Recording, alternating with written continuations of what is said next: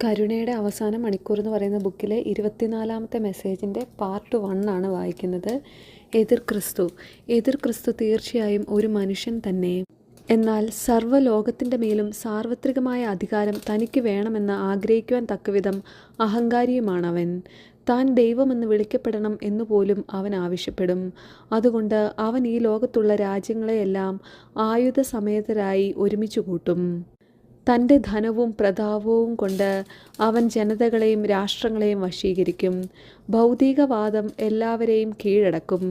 അതുവഴി മനുഷ്യൻ പാപം ചെയ്യുകയും പാപത്തിൻ്റെ ഫലമായി ദുരന്തം സംഭവിക്കുകയും ചെയ്യും. അതുകൊണ്ട് നിങ്ങൾ വഞ്ചിതരാകാൻ ആഗ്രഹിക്കുന്നില്ലെങ്കിൽ ഇനി അങ്ങോട്ട് നിങ്ങളുടെ പൂർണ്ണ ഹൃദയത്തോടെ എല്ലാ ഭൗതിക വസ്തുക്കളെയും നിസ്സാരമായി കരുതുകയും വെറുക്കുകയും ചെയ്തുകൊണ്ട് സ്വർഗീയമായവയ്ക്കായി ആഗ്രഹിക്കുക. ഈ ലോകത്തിലെ വസ്തുക്കൾ മായയും പൊള്ളയുമാണെന്നും എന്നാൽ സ്വർഗീയ വസ്തുക്കൾ